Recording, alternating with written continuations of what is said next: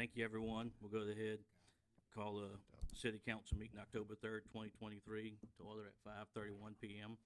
Mr. Reed, if you'll lead us in prayer, please. Let's pray. Our Father, who art in heaven, hallowed be thy name. Thy kingdom come, thy will be done, on earth as it is in heaven. Give us this day our daily bread, and forgive us our trespasses, as we forgive those who trespass against us. And lead us not into temptation, but deliver us from evil. For thine is the kingdom, the power, and the glory, forever and ever. Amen. Now, Father, as we stand in your presence today in this council chambers, which is the seat of our government, Father, we're grateful and we're thankful and we're appreciative. And that's what we want to express today, how grateful and how thankful we are for our city and for our citizenry. We thank you for where you've brought us, and we thank you for where you're taking us. Continue, God, to lead us as we trust in you for our guidance. We ask this and other blessings in Jesus' name. Amen. Amen. I pledge allegiance to the flag of the United States of America and to the republic for which it stands, one nation, under God, indivisible, with liberty and justice for all.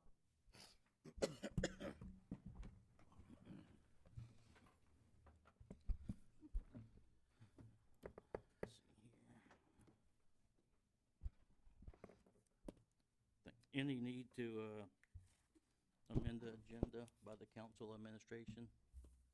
Only thing is number 3, public speakers. Keesler was unable to make it, and I'll ask just to pull that for right now. They'll set up another time for that. All right, thank you, sir. Anything by the council? Okay.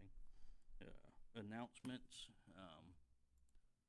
Bay PD National Night Out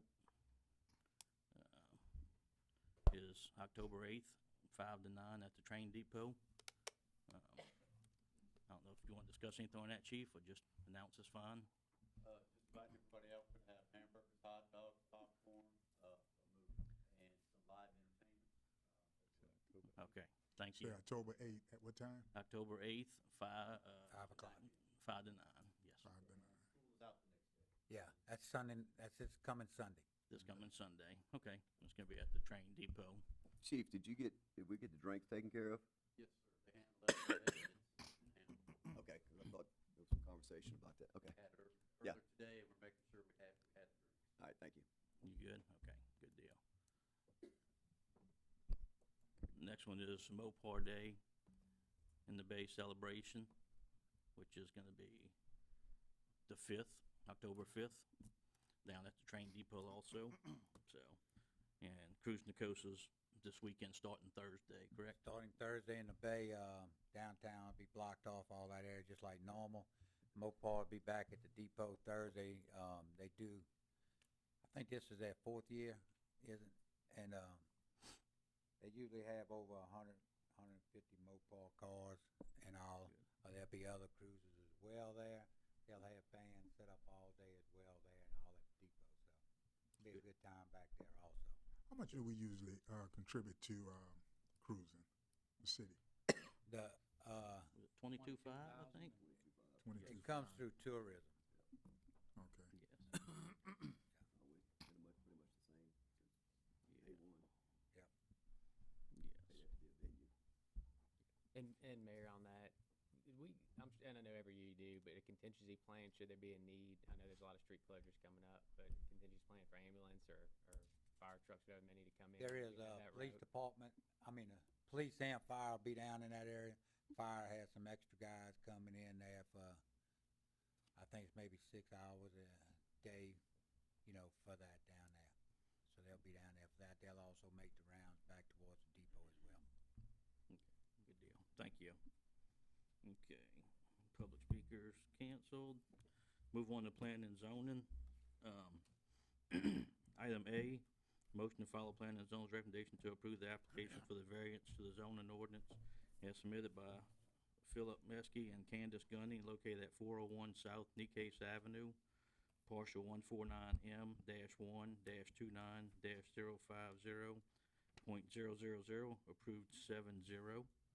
Is anybody here representing this application? Okay, how you doing? I'm Philip Meskey. Philip Meskey, okay. Thank you. Anybody here in opposition to this application? What's the pleasure of the council?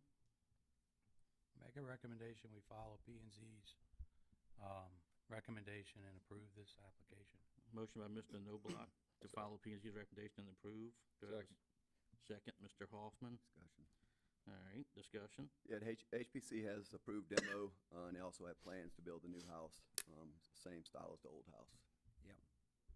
For Mr. Cliff Rapperley. Yes, It sir. matches the footprint. Yes, matching the same footprint. Good. Yes, sir. All right, any further discussion? I have one thing. How come you have such a big trash area on here? I mean, yeah, it's like a restaurant. No, it probably won't be that big. That was just the drawing that was, it's gonna be more kind of like a little barrier to short, to have a little courtyard at the back. Oh, okay. Give us a little private. Good. It's Good. more a lot. All right, good deal. No more discussion, we'll vote to motion. Aye. Aye. Aye. Aye. Aye, passes 7-0. Thank y'all. Thank Looking forward to y'all. B, motion to follow Plan and Zone's recommendation to approve the application for the variance of the zoning ordinance as submitted by Willie McLeod and located at 225 Carolyn Lane, partial number 149N-0-30-132-0.000,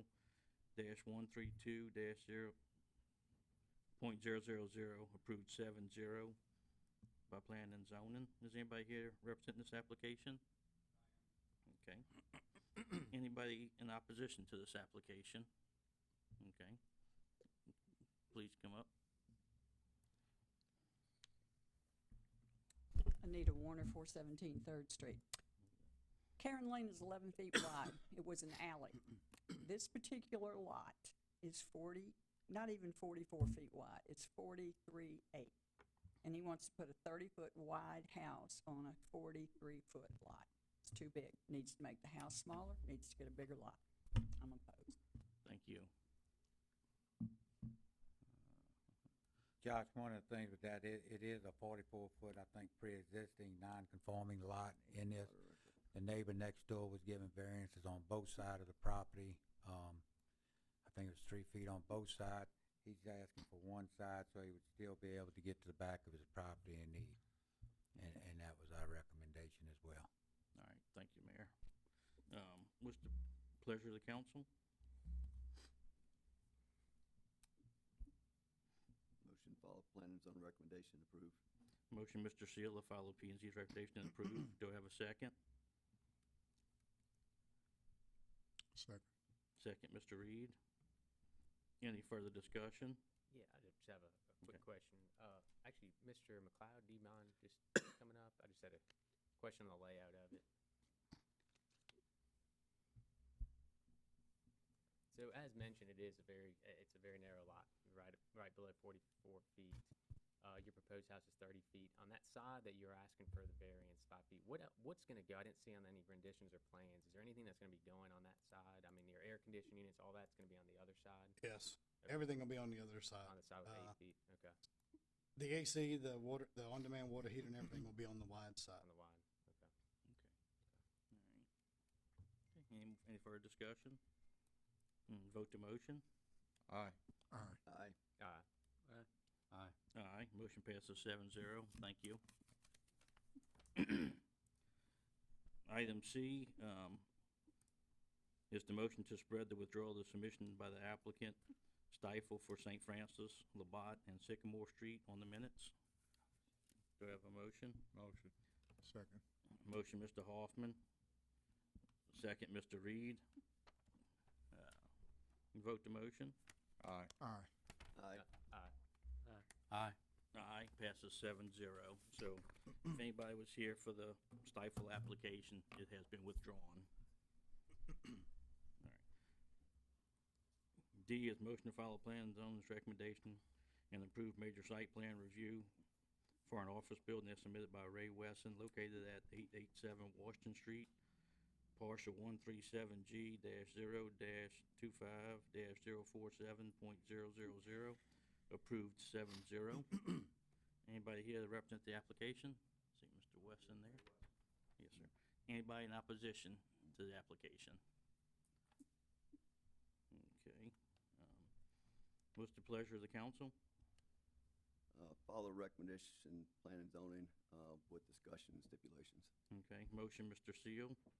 Follow P and Z's recommendation to approve. Do I have a second? Second. Second, Mr. Lewis. Discussion, Mr. Seal? Yeah, some, question about interior and perimeter landscaping requirements. I don't think we're noted. We've been, emailing back and forth to the city today. Also, as far as the stormwater management plan and maintenance agreement, I haven't heard back since today, about whether those items have been resolved. The drainage, before he gets his permits, the drainage will have to be put in and Well, going it says, through. yeah, part of the site plan, major site plan review says you shall have a maintenance agreement and a maintenance plan Yeah. signed. That's part of major site plan. This is major site plan we're approving today. We don't have that today. This is it, So, right? yeah, so that's why I'm saying, not holding, Mhm. planning in the parking lot, interior and exterior, perimeter planning, right? 8% should be green space. We didn't address that, or haven't heard that we addressed that. 50 trees every 50 feet. So it's not a big deal, but we just need a couple things we do need to clarify, to make sure some of this could not be applicable, but the way I read it, some of this is, we just need to understand if it is applicable or not. Yes, sir. Yeah. So, but it's fine, everything else, Okay. that I've seen. I've got a parking's fine. contractor, I'm on the peripheral a little bit, but we're gonna do it the right way. Yeah, yeah. Especially landscaping, and, I mean, everything is, Right. we're not. Yeah, it should we're be not- we're detailed not gonna cut in any a corners. major site plan is part of Yeah. where we catch these things and make sure we do them. Yeah. I'm sure you do it right, but just wanna make note, these Absolutely. things do need to be, completed correctly, before we move forward, so we can't, say, but everything else is What- is Can he compliant. show us that before? It's not, it's, I spoke to Mr. Burke, and he assured that the permit will not be issued until the administration has the stormwater runoff calculations. well, we got the calculations, And the but it's just the permit. management Well, plan, they have Jason. managed I agreement. think they have Jason verify Right. it and approve it before Well, they give the Yeah, permit, so. stormwater's here, Yes, so, but it's not the maintenance agreement, as well as maintenance plan. yes, It's just sir. part of site plan that we need to all understand. Yes, sir. Not a big deal, but we just, again, we need to make that part of stipulation for approval. Yes, so, okay. So you wanna add that to your Yes. amended motion to add that? Make sure actually, the part of the zoning ordinance says unless specifically excluded by the article, landowners proposing development of commercial or multifamily units of 4 or more units on a site under 1 acre in size should submit a stormwater management plan as part of their site plan review documentation and a stormwater maintenance agreement. Okay. So that's just part, we do have the stormwater drainage plan. So I amend my Just need to- Okay, motion. so you amend the motion And also the landscaping in the parking lot. and the seconds Yep. amended also. Mhm. All right, so, any more discussion? We'll vote the motion. Aye. Aye. Aye. Aye. Aye, motion passes 7-0. Thank you. Thank Excuse me. E, motion to follow plan zone's recommendation to approve the text amendment to the zoning ordinance as submitted by Jan Mitchell to allow the use of a beauty shop by special exception in R3 multifamily districts, approved 7-0. Make a motion to follow planning and zoning's recommendation. I'd like approve. to have some discussion before we go into a motion. You said, Mr. President, you said districts, or you meant district? District. All right. If Mr. Noblock wants some discussion, let's see if we get a motion in a second real quick, then we'll have some discussion, then we'll vote it. You want to make a motion, Mr. Hoffman? Yep. Yeah, need a motion to open discussion, really. Motion Hoffman, do I have a second? Second for discussion. Second for discussion, Mr. Seal. Mr. Noblock, go ahead, sir. I think the council needs to be aware this is gonna change zoning citywide. Anybody that wants to put a barber shop or other type of establishment, manicures, pedicures, and things of that nature, in any R3 zone, this is not the right path the city should be taking for this, and this should be definitely overturned. I heard great detail and discussion the other night from Steve Hass and the owner of this establishment. She has, from what I can see, she has um, a permit to operate there, or she had back before. I'm not sure when she actually she opened up a second location, and but she's always maintained the bills, the utility bills, and has paid the taxes on this thing. And I think the special exception's probably still in force, because she's never said that she was not going to stop using it, or whatever. But she also has a second location. There's no reason why people can't have two locations to operate their businesses out of. But I think this path is not the right path to change the chart of uses in R3 zones. You're gonna open up a gateway here that's not feasible. We're not changing charter uses, we're granting a special exception. It's a text amendment. Not in this case. The whole chart of usage Of will uses? change. So it can be allowed in It can be allowed if we the allow, it, entire, anywhere in R3 by special exception. but it would have to be allowed by special exception by us. Yes, you would have to allow it, but people can Whereas come in this ask case, you. we're allowing that to happen to allow the special exception because she's been in business in that location for 30 years. So and she's actually just asking you for a change in the chart of uses. So then she would then have to, so if Come you back, granted it, right, then she'd have to come back and ask you Right, to but allow. that's what I'm saying, that would special allow exception. her, because of her history in the business in that location, then we could allow that special use grant. Yes, if we you wanted could to. allow it if you changed your But if chart of somebody uses. just comes and says, hey, I live at this house and I want to start cutting hair in the back, and they don't have any past history of that, then that would be up to that council whether they would grant It it would or be not. up to the council, but yes, But- that's correct. But not with the historical But it background would make here. it that Now, somebody. personally, I agree with Mr. Knobloch in that I think that her original variance or exception or She had a special exception. whatever was granted or has been in place for 30 years is, I believe what she Still probably possibly had viable. was a legal non-conforming use. mhm, I would think that her property at one time was just It used was and grandfathered commercial in. property, Was. and then when the zoning got changed, Right. it got changed to R3. And I think historically that property had always been commercial. And it's always been, to my knowledge, since '96, it's been a hair studio. I'm not It sure. has, it's always been commercial, those two places. Dennis was next door and all that at one time as well. The only other option, I think, Gary, to your point there, that's a good point to make, Continuation. can we go back on that and allow it to continue there? Or the other recommendation would be for the city to go in and try to do a ordinance, a zoning change to tie it into the commercial along through there.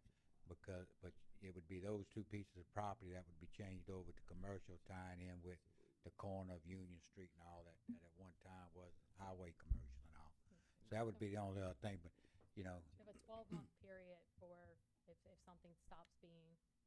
I'm sorry? They have 12 months. If it stops using it for 12 months, it becomes where you lose the. But they special- were saying that they still use it. And I don't know, Gary, I don't know about. Is she here? Yes, Ms. Janet. right there. Ancillary use, The- use to her existence Yeah. along So, I with mean, the she stored receives supplies. shipments there. Your She stores products uses- there. Right. And I don't know I'm just telling you straight Right. zoning laws you have, if you stop using it for 12 months, that's when you lose. Well, her contention was local- she has never stopped using it. And like I said, Yeah. Gary, I'm not arguing with you, I'm just telling Yeah. you what the zoning ordinance And I says. think what further validates what came to light at the last meeting was that Ms. Jan, could you step up, please? Councilman Alvarez, as you mentioned, the utilities, those bills did not Yeah, change. they but said also that they the- had utility Yeah. bills. As a matter of fact, they indicated at the last meeting that they never stopped paying their light bills or taxes or whatever, and, But the but they occupancy moved. hasn't changed in the fact that when it was damaged, it was being redone. It didn't change the residential, it was being redone, and then you're just trying to relocate those services that were there prior, kind of a continuation of those services that were there and delayed because there were some changes that you had to make, so, I have that correct. I agree with Mr. Noblock. I'd rather see it go Yeah. back and allow the continuation of use as it was instead of amending the zoning ordinance personally, if the yes, administration 'cause could work again, with. it's that. like Gene said, and everybody, it's gonna open it up to all of R3 possibility. Yes. So, mhm. It could pop up in every neighborhood there was. So, Well, it'd still have to be approved, but yes, it could be requested. Right. yes. I would just ask that, hey, let's let her work with, the building department. What does she have to do if there's some deficiencies, whether it's the driveway, I know the driveway was mentioned. And, or parking, and, cause I remember it was parking in the back and it was parking in the front years ago.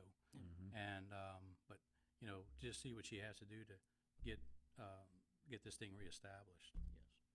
And bring them utility bills and all the stuff you have proof that it still went to that address and all, I would say, and work with the administration would be a lot better option, I think, and cleaner option for the city and for yourself. It'd be probably quicker for you to go through that route than wait to go through another month of planning and zoning to X for the use for the special exception, then come back to council. You're talking Whatever y'all another 2 recommend. months that way, so. Good with that. Now, I mean, Mr. Mayor, what was the reason why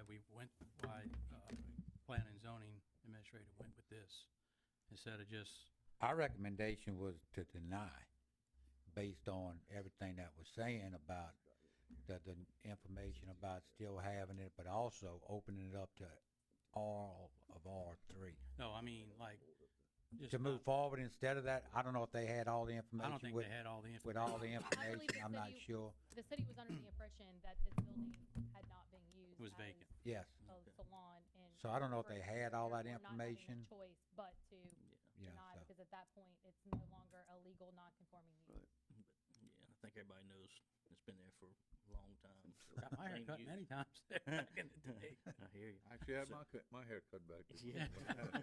But now you don't need them. That was a while back. You Stop didn't need it. me none. Hey, You don't need me. Stop it. So, do we wanna vote that motion, or do y'all want with, well, Deny. do you wanna No, withdraw it it's- so we can make a motion to deny, or how you wanna do it? Well, is the administration gonna work? Yes. Okay, then I'll withdraw the motion. Okay, Mr. Hoffman withdrew the motion to approve. Do you withdraw the second, Mr. Seal? Yes, sir. Mr. Seal withdraws the second. So I'll need a new motion to deny the application. Motion, Mr. Seal. Second. Second, Mr. Noblock. A vote to motion. Aye. Aye. Aye. Aye. Motion passes 7-0.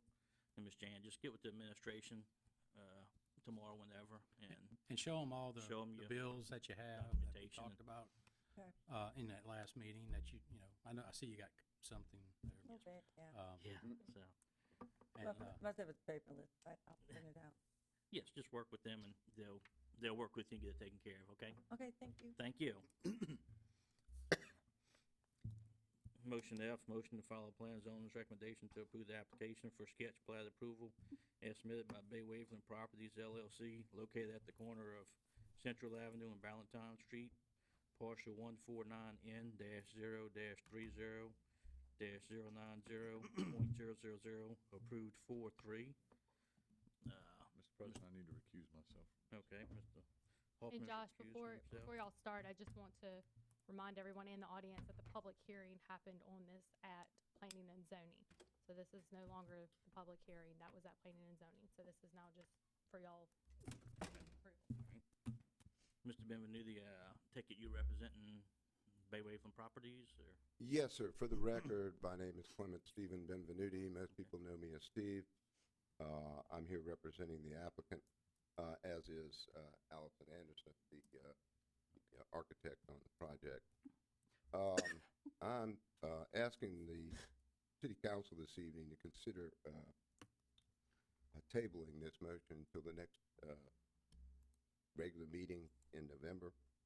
And I'd like to explain to you why I'm making that request.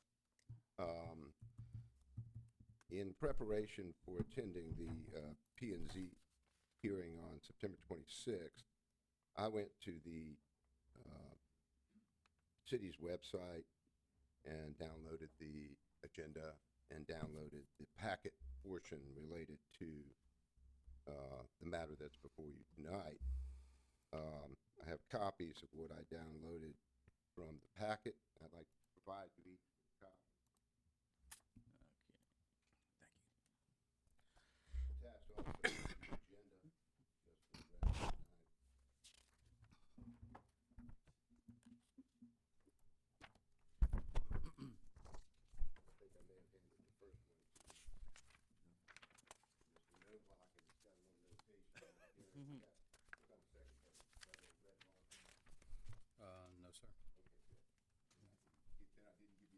Give me a talking. I'd like to give this to you all. Okay. I direct your attention to page 73, which is the second page of the exhibit I gave you. And I'd ask you to compare it to page 59 of what's in your packet.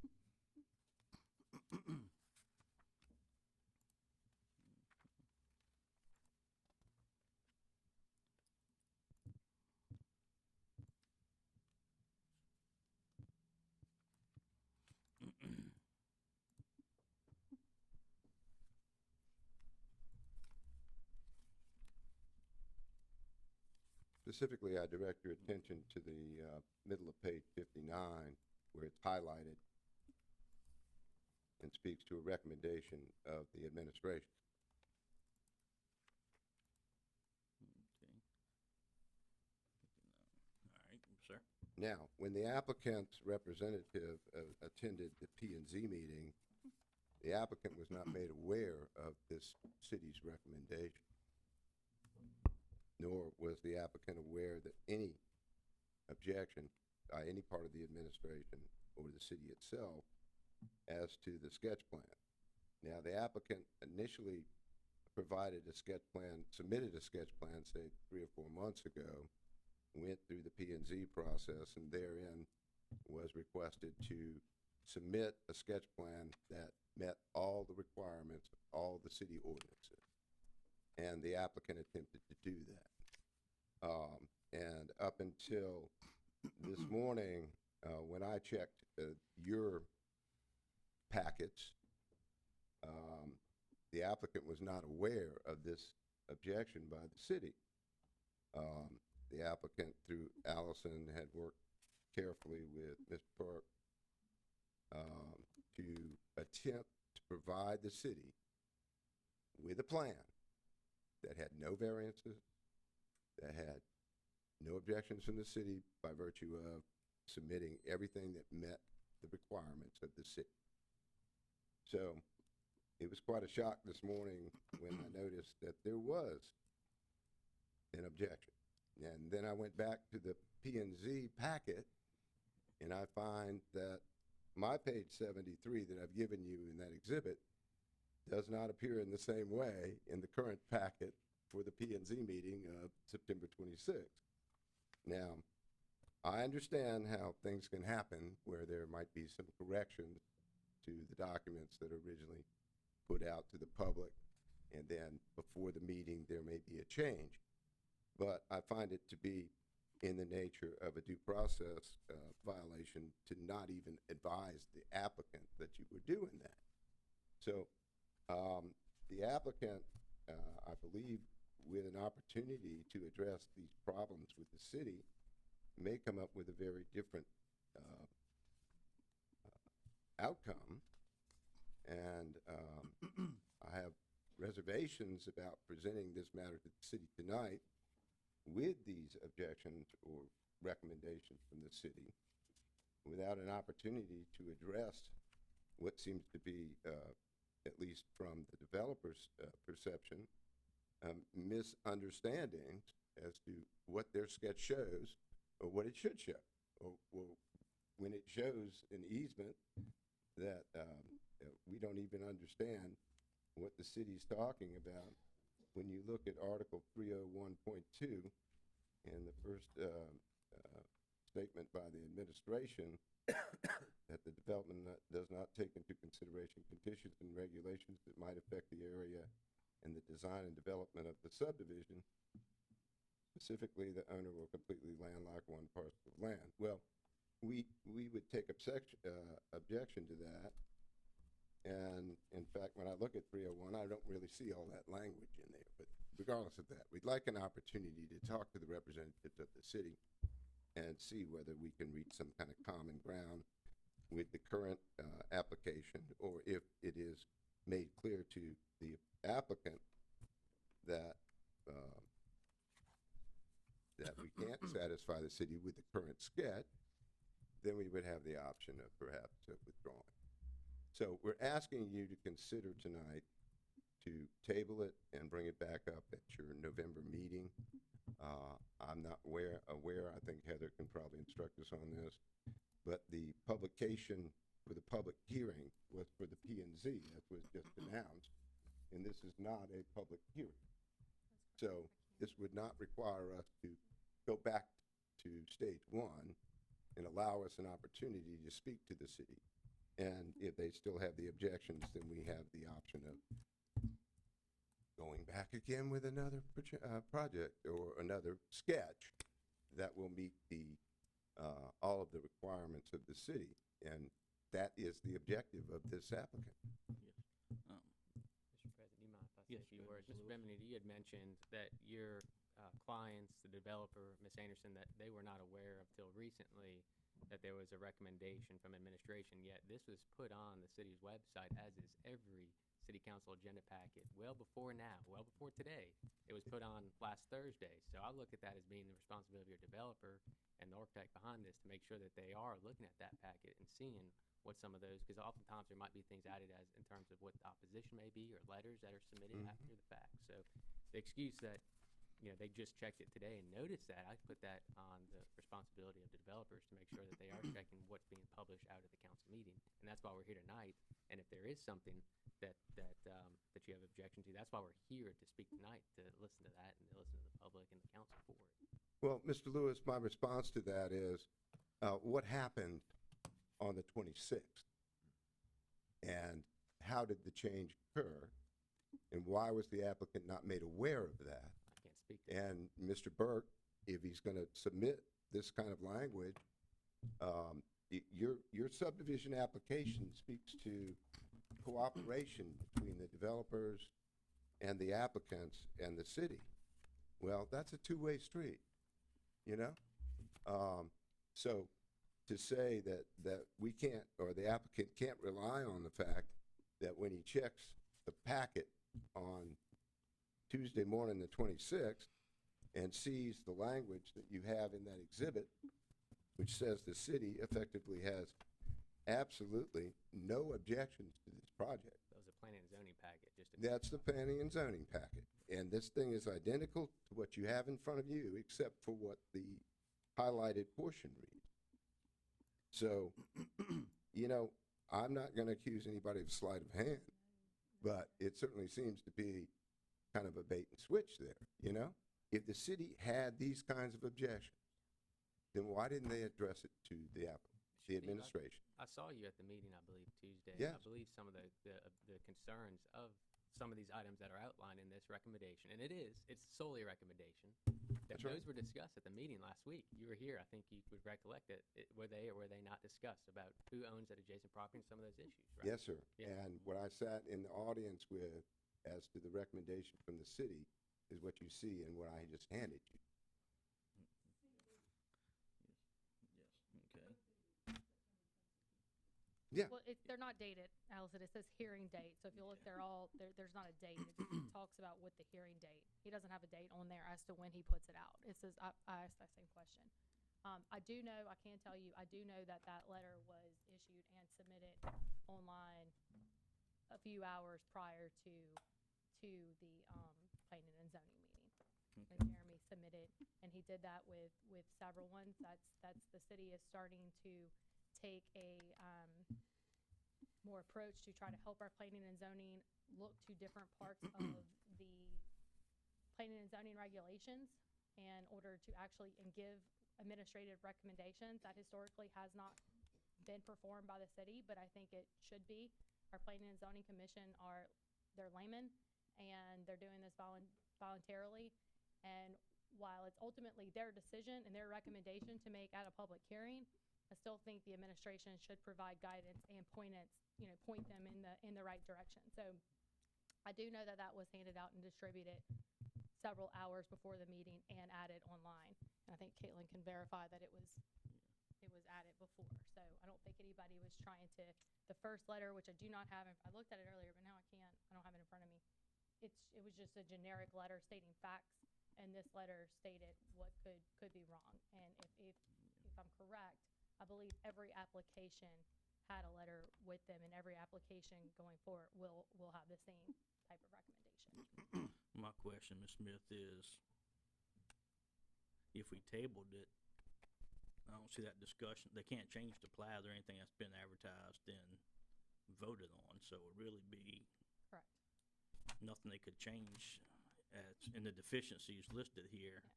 And that the could be fixed, deficiencies, I mean, correct? planning and zoning didn't, I believe planning and zoning approved it, right? Yes. Yes? Mhm. So, I mean, these are the same deficiencies that were pointed out to planning and zoning. These are the same deficiencies that the administration has found that you guys have had before you since Thursday. And I know, I So- think Miss Amy brought it up a few times about the easement, who owned it, what's happened to the back partial of property, and a few other things were mentioned during that hearing. I believe that is correct. And I don't think he had no definite answer to none of the questions that I heard.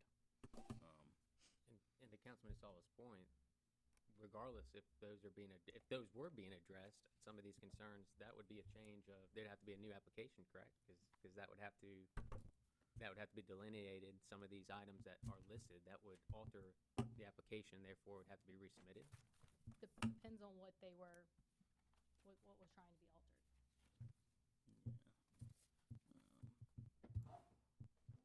Subdivision regulations with me. I need to update those in my book here. I don't think these. Well, the gentleman, the point is that, I don't think there's any harm done in allowing the applicant to have an opportunity to speak with the administration, address directly these issues, and see if there can be some modification of the city's, recommendation based upon the interaction. If not, then, as I said, either you vote it down or you vote for it when it comes before you in November, or the applicant has the opportunity to withdraw. Thank you, Mr. Benvenuti. Any discussion amongst the council? What's the pleasure of the council? I think, just looking at this, there's some confusion. I don't know if the council is gonna wanna table this or not, I'm not in favor of tabling.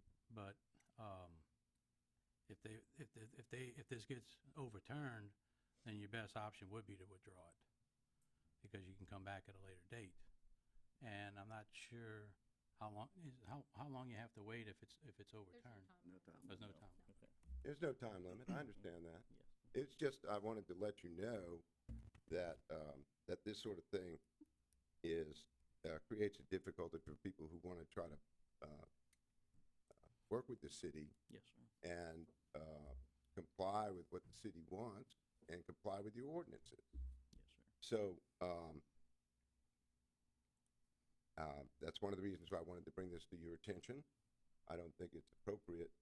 I guess now, if I'm ever involved in another one of these things, I guess I better check the packet at 5 o'clock. You know, I think that's, I don't see why the city can't say, well, we're gonna change this recommendation. And oh, by the way, here's an email to the applicant, or we are now taking this position. But I don't think, Mr. Benvenuti, there was not a position taken from the administration prior to the recommendation that first came out on the 26th, prior to the P and Z meeting. There was not a position at that point, but Yes. there was. There was prior to that meeting, and that was distributed to the P and Z commissioners. I agree with you, Mr. Lewis. And if you read the city's letter that was on the website that I presented to you prior to attending the meeting, the applicant would have no idea that the city had any kind of objection, because it says that the applicant has met all the requirements in the first paragraph. Well, So, yeah, I think you have a right to, I think an applicant or somebody who deals with the city has a right to rely on what the administration's putting out. And if there is going to be a last-minute change, at least there ought to be, if nothing more than courtesy to the applicant, to let the applicant know that there's some kind of objection. It's not that difficult. I mean, we have email today. And Steve, I don't disagree with you, and I have no clue why it says the developer has submitted all the required documents set forth in the Bay St. Louis subdivision regulations, because it just, that's not the case. Well, It's not, that's I mean, what I'm sorry. there's a list of what's included, you know, failure to include the executed record warranty deed on the sketch plat. I mean, that is what it is, and if I recall, it's not there. The same thing with adjoining all landowners. So I guess the documents, and so I guess that you can get down to the legal interpretation of documents. So you did, and I can't speak for Jeremy, but what I would assume is that all of the documents have been submitted. Doesn't mean that they were submitted correctly, but they were submitted. You submitted the sketch plat, you submitted the flood zone, there's that checklist.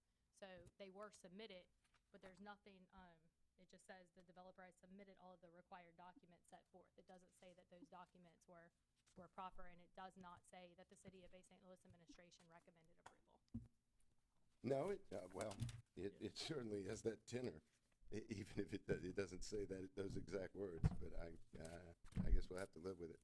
Furthermore, on the I just don't agree with tabling, because it's part of our subdivision regulation, Article 3, Section 301.3 stated in this letter is the city does not accept a 15-foot easement to access private property. So whether we vote on it tonight or tabling it, that's going to require, if you address that, that's going to alter the sketch, and then you have to reapply and go through the process again, because that will change the application on the sketch. Is that correct? Yeah, I mean, it's a lot of this is interpretation, gentlemen. Yes. Yes, ma'am, Ms. Anderson. Allison Anderson, Unabridged Architecture. The city does not have to accept a 15-foot easement. The easement can go to a property owner, it can go to a person, it can go to a corporation. All of that's in your subdivision. Who owns that easement? Do we know yet? The owner of all of the property. Okay, but they're not disclosing what that adjacent property, that's not part of this sketch plat, is what's going to be done, therefore landlocking that property. Yeah, it is part of the property that goes behind all of the property. So, but Allison, I mean, I wanna make sure I'm looking at this right. The easement is not part of lot 5, and it's not part of lot 6. It's just, so it is part of the lot behind that is not included in the subdivision.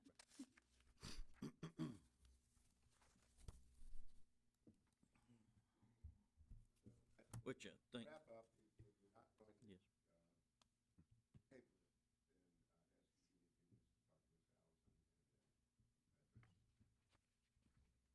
continue to talk to Ms. Allison. And just Go ahead, Ms. Smith. part of notice and requirements, I do think there's a list of people here that are here tonight, and you may just want a show of hands of how many people are here In tonight. opposition. I don't care if you're in opposition or for, just Okay. for this particular item, I think it's important to know. Show of hands, yes.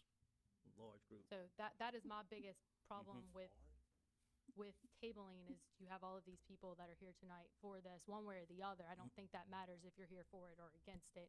Might then not you're be able to asking attend them another to meeting, yes, attend another meeting beyond exactly, what was required. exactly. But Just 1 second, sir. 1 second. Does Mr. Council gonna table it, or would rather give them a few minutes to discuss with the client real quick and see if they wanna withdraw or what they wanna do? Well, I mean, other What's that? things that are issues, right, the way these sketch plat is drawn, these are 10 single-family residents on an R2 property. These are not duplexes. They do not have a common wall as by the definition. Or attic space. A Shared detached or dwelling unit. Yep. So to me, that's one part of the issue, to understand it.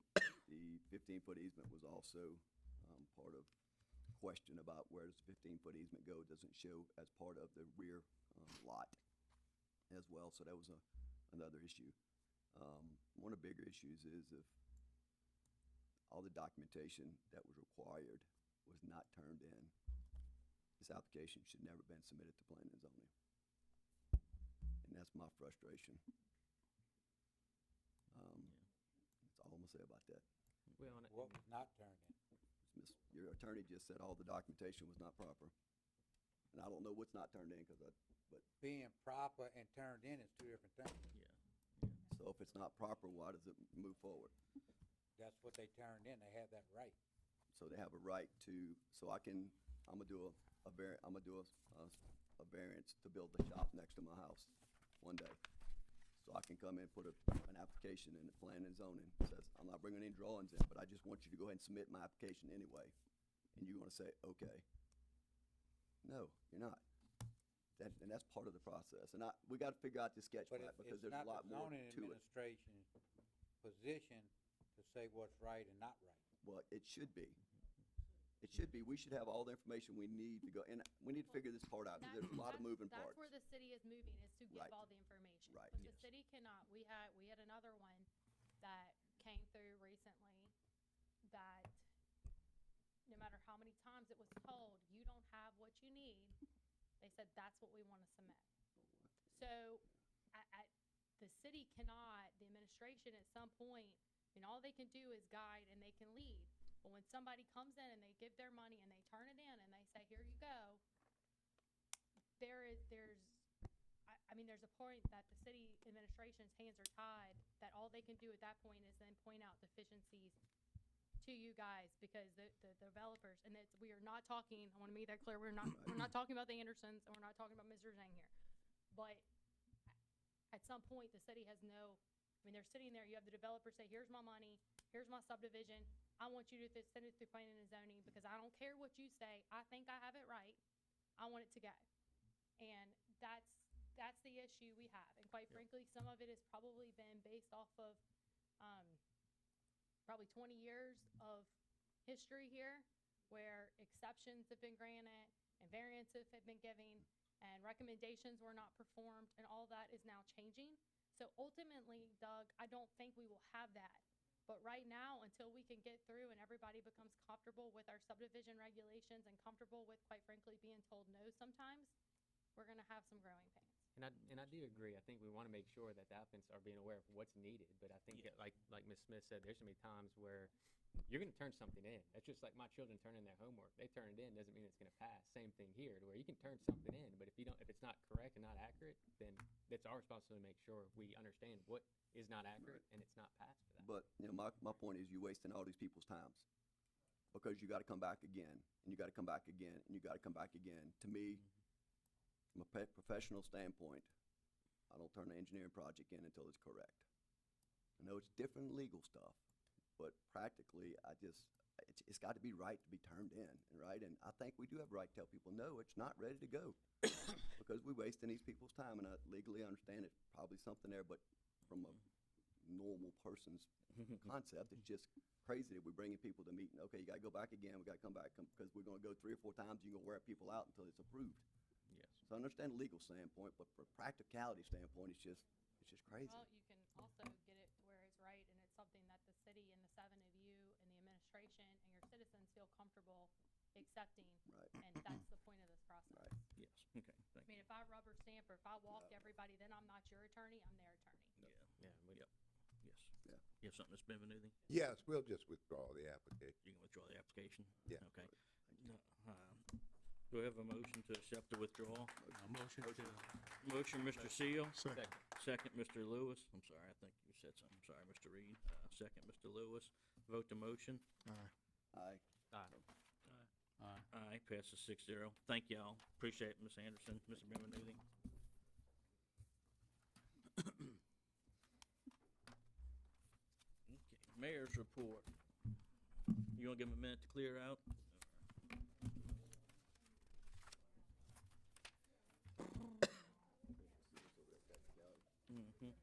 Yeah. Probably getting the leather next week.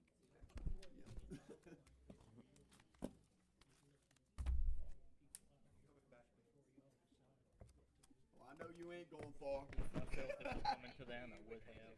I had the feeling it would be withdrawn, but that was the way it was going, so. Yes, sir, though. Thank you. I told y'all didn't have to come. I told y'all didn't have to come. That's good. You didn't get the email? I told y'all it was okay. I sent you an email. I mean, I don't know who told you to come, but I told you all the information I got was good. Yeah. I'm sorry if I didn't get the email, but I did. Somebody else might have a question. I don't know, right? All right. Other people question stuff too. Thank y'all. If y'all can finish taking the discussion outside, please.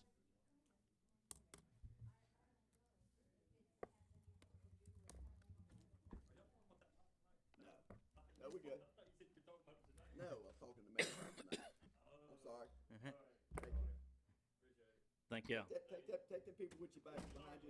Take the people back with you. Take them to go too. You're not signed up. Yeah. Have a good evening. Thank y'all. Careful on that bike. Thank you, sir. Okay, Mayor, I'm sorry. Mayor's All right. report. Get my paperwork back in order. This is, you know, trying to get approval for the, gas MIUs to swap over to the new ones, being unable to get the original ones we use now. They will no longer make them. So this is everything needed. I think we went on reverse auction for this and have the, bids and everything. It also has the agreement to install the tower and everything on the water tower and the communications for a 4-year cost at that as well. Okay. Alright. So I'm looking for a motion to approve the low and best bid from Equipment Controls Company for the gas meter MIU retrofit project totaling $285,778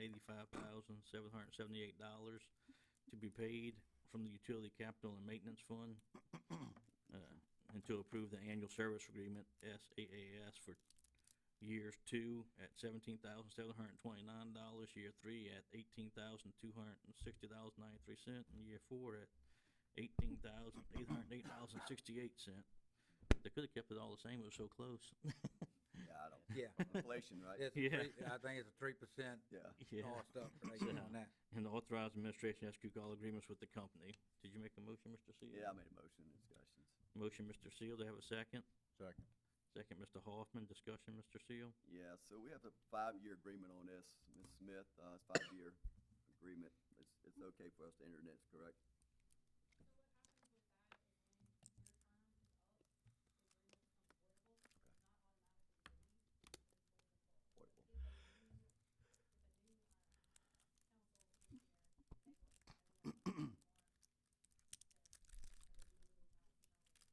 Okay. Yeah. It's just crazy. It's $30,000 to install this thing on top of the water tower. Mm-hmm. $30,000 just, well, it's 40, was it 30,000 or 40,000? It's just crazy, right? And I've had a lot of questions back and forth, $5,500 for training, but we're gonna be installing our own modules going forward, so I that's don't think good. you could pay me $30,000 to go on top of that water tower. Yeah, me neither, but I just, when I start I think looking they at have to get into it as well, to put the magnet on the inside okay, cool. as well, so they'll be going in it as Yeah. well. You're going to touch up some paint that needs to be. Yeah, cleaned up. give 'em a brush. Yeah, Yeah. it's just, I mean, it's huge cost, and I looked through it, and it's just had some questions, and they got all the emails back and forth, so I appreciate the And- help from the And administration. also that training will allow us to install. Right. I think we had a price to install It through was over them, $100,000, wasn't it, Ronnie? well Yep. over $100,000, and time frame is way out there as Right. well. No, it's- So it's we'll good. have 2 or 3 people that we feel like that will be able to dedicate themselves to this. Cool. I'm just trying to rub 2 pennies together. Yes, all right. Motion, Mr. Seal, second, Mr. Hoffman. Any further discussion? Vote to motion. Aye. Aye. Aye. Aye. Aye.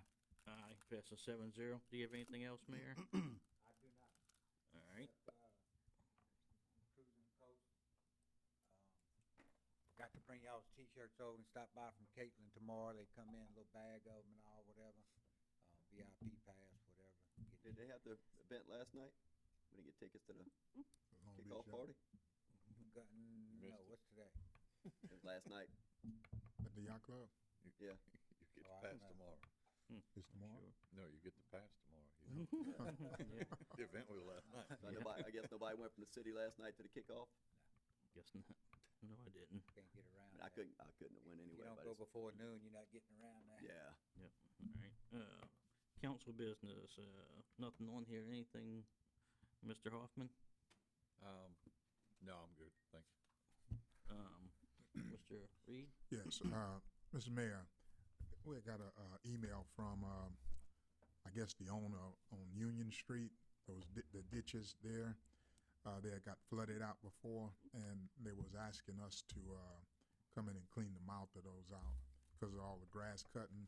Because we've been doing such a good job in keeping the main drain cut, all of it's been, piling up at the, mouth of the culverts. Yeah, I got that email, was it today or yesterday or something? Yeah. Mhm. That's it. That's it, Mr. Seal?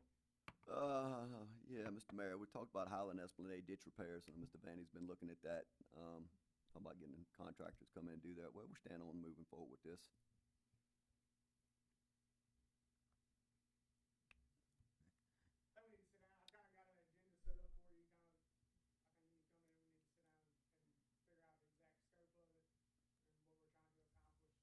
Okay.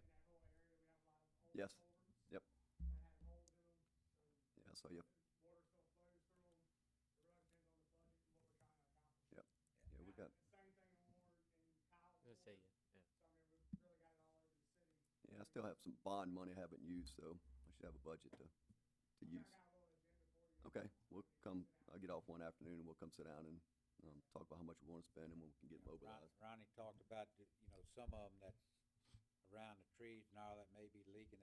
They still draining, but do we go in and just line those? Right. And- Okay, and cool. also, I started working there by Chuck Benvenuti's house, the one that caved in. They're working on that one, so it's just, yes. Right. Oh, that'd be awesome. Yeah. Right.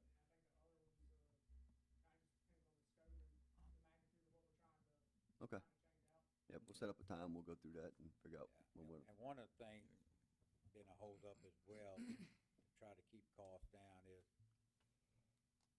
trying to do some in-house. Mhm. And so we can get as much done in some Right. bad neighborhoods. But we also now have someone that we feel like can come in and do some of the concrete work.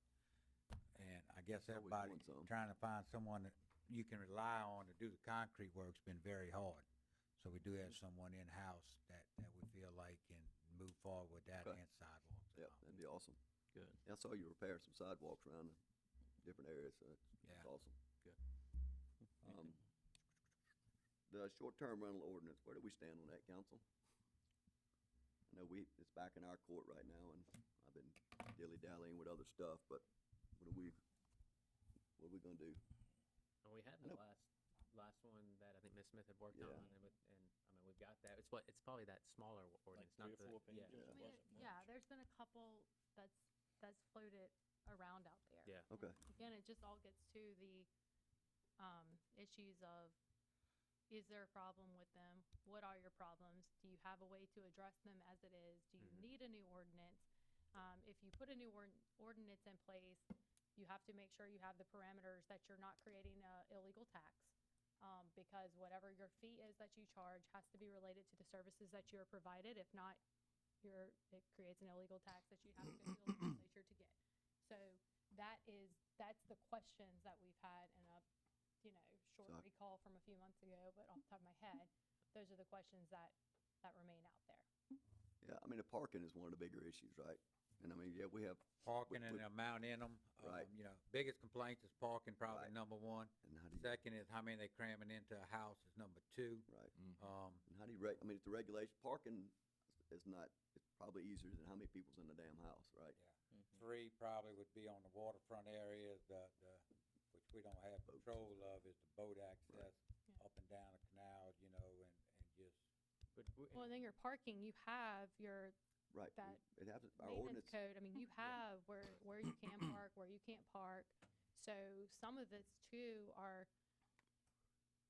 I guess, patrolling the sense of if it's a problem, it's catching them and writing the tickets. Because even your code enforcement's the same thing as Toby's officers have to do with the police with the police. You can't give somebody a ticket for speeding if you don't catch them. Right.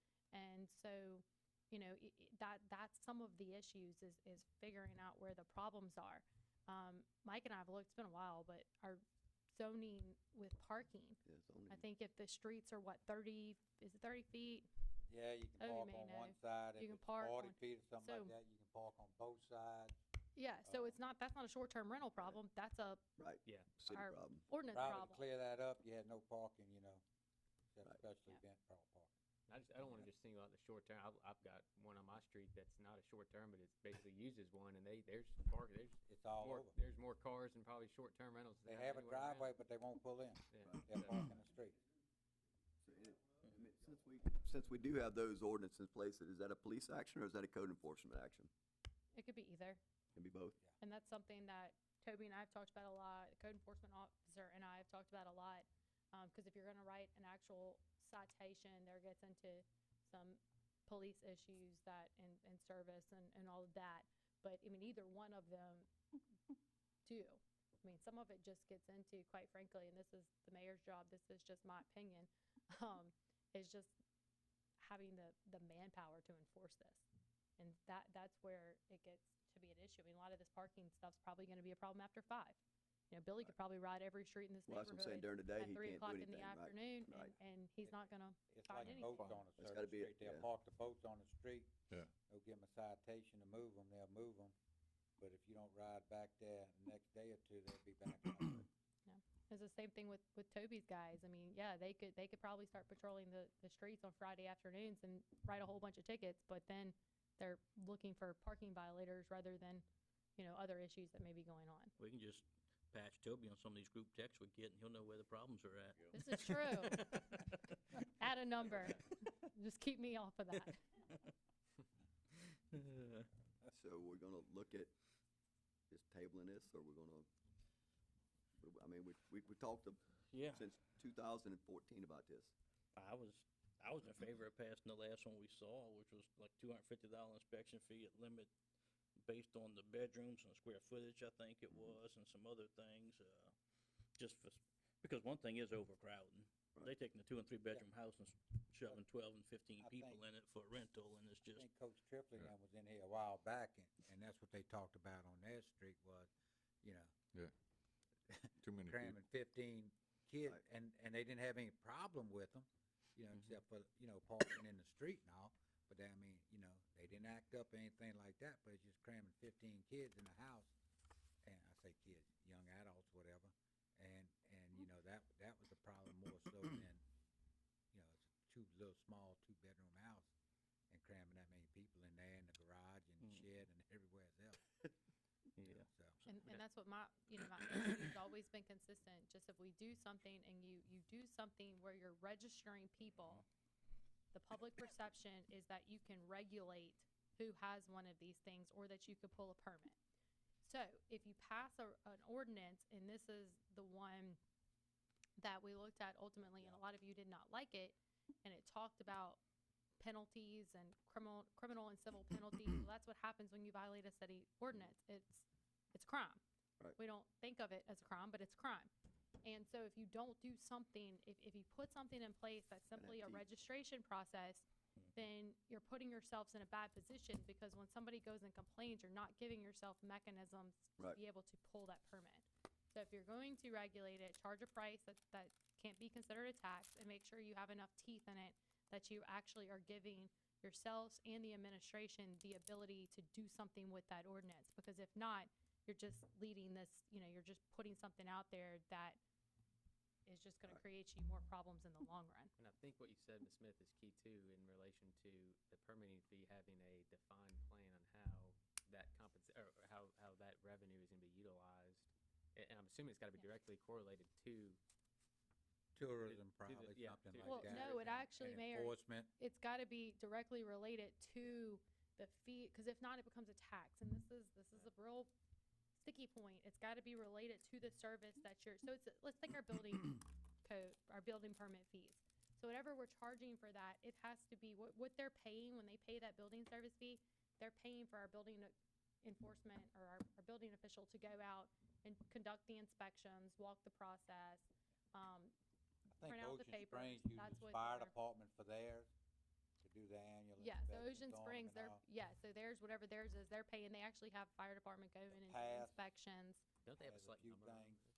Don't They, have a they do, cutoff? but that's misleading, Kyle, and the reason it's misleading is because if I'm remembering correctly, Ocean Springs actually allows them in commercial areas, and then it's like certain residential areas that they have limited, and then Okay. I know a couple years ago, every time they got close to that limit, they were kind of raising it, so the questions never really had to be asked, what happens when we hit that limit, because they've raised it. I just figured it's So- just a lot easier to do that and do those inspections when you have 100 versus what we have, which is about. Oh, 25 most a year. definitely. I forgot how many Ocean Springs has. Ricky had gotten a lot of that information and everything. So You if, have to go back And and see. they do it, I'm pretty sure Ocean Springs specifically, they actually regulate it through their planning and zoning rather than through, and that's what, so when I first, can I just say inherited this problem? Is that a term to use? The city was working on a standalone ordinance, and the problem was is they were going into planning and zoning, but not using planning and zoning at all. And so that's something that we have to avoid because they're allowed by right, and that goes into the whole jurisdictional, the whole court ruling system to create these things like residential use. Whether you agree with it or not, I mean, I don't necessarily agree with it. I'm like, wait a second, these people are running these businesses. It's a business. Like, we all know it's a business. But courts have continuously, consistently held that it's a residential use per zoning and has to be treated as a residential use. And so that's why it ties back into, your zoning and the fact that most of our zoning allows, I think all of our zoning allows for residential uses by right. yes, and I'm not against them, I just, so we could take the funds and say, add a position to the fire department for a fire inspector, marshal, whatever you call the people that do all the inspections to go inspect all these places and, because safety is one thing in my area, everybody's on pylons with one set of steps, most of them's the problem, they didn't require two sets of steps on them houses on pylons, and Window and a rope ladder. that's what I say, that almost needs to be required inside the VRBOs is a rope ladder in each bedroom or something, because Yeah. they only got you the know, one entrance treat and it like exit a- technically. like a hotel, they would have to meet, where they had the fire extinguishers, this and that, make sure that's available. The rope ladder, like, you and Gene are saying, things like that. You would have all that, and Ocean Springs has it laid out pretty well, what they do. Again, the past, they're getting into it now and all, so. It's So do- something that's all over. And I our think if you go changes, back and look at that 2010 comprehensive plan, it talked about the Wanting second. huge second homeowners and everything over here, as time goes on, along with VRBOs, and that type thing. So, back then when that was done, it was looked at then to keep moving forward. Again, when it came quick. Yeah, You had a few of them, and not only you're collecting a lot of taxes from these, but what you're also doing is probably collecting ad valorem taxes on a $400,000 or $500,000 home that may not be built because someone's trying to help pay for this, and it is. So, you're looking at rough estimates, just 500 of them. That could be 500 homes on the tax roll that wouldn't be there. It'd be just a vacant lot and all sitting there. Yes. well, it's interesting watching the change, when I first started talking about this with you guys, one of the major concerns was the fact that they're not paying sales tax. Well, now they're all paying sales tax because look, I'm not gonna say there's not a couple of these little local mom and pop places that have, people that come every weekend that they just have on speed dial that call and book them directly, but you're gonna have that no matter what. But anybody that's using your Evolves and your Verbos and your Airbnb, all those people are paying your 7% tax and then the tourism tax as well. And that's all being submitted. So some of the issues that we once had have self-regulated themselves because the state and these bigger companies have caught up with it. Now, question on that, can we check and see, had a conversation, somebody said they got multiple VRBOs and didn't realize all the sales tax was going to the city where the office was registered, not per location. So if they got one in Waveland, one in Bay St. Louis, one in Pass Crest Jam, but the office was in Gulfport, is Gulfport collecting all the sales tax on that LLC or that company because that's the in fact, location? I wanna say I talked to the Department of Revenue about that, and it's linked to the location of the home. The Because physical sales address? tax, yeah, it's the sales tax and the part that your collection is by jurisdiction, and that's what they're asking, and it's tied to that address. Okay, just wanna make sure. Yeah, cause I don't think it would be, it's where the home is located, not where the person is, Office like if is somebody lives located. in Nevada, but the home address and the sales tax is all Mississippi. If you want the sales tax to come here, we just gotta pass the sales tax on betting. Well, yeah. That'll be that's something additional, we're gonna yeah. look at for We'll the know first get of the that year for to go sure. after that Yes. as well, you know. We're gonna go after that in January, huh? Yeah. And approach legislation about that. We're gonna start Well, I putting can that say if y'all are together. gonna do that, we're already in October, so we need to start working on our resolution to get that. And that's Yeah. kind of what I wanted to say, is kind of focusing the efforts on, and not taking light of some of the concerns, but I think we have a mechanism to enforce a number of them, but focusing on what can we do if there is that accommodation fee, and that would benefit all of Bay St. Louis, tourism, parks and recs, and really focusing on getting that Yes. as well, so. Yes, sir. Okay. Anything else, Mr. Seal? Mr. Lewis? Man, that was all me. Yeah, you got a big discussion going there. Go for a big discussion. Mr. Zimmerman, you have anything? Mr. Noblock? I'm good. Good. I'm good, thank you. Thank y'all. Next up, public forum. Steve left. Mr. John Omen?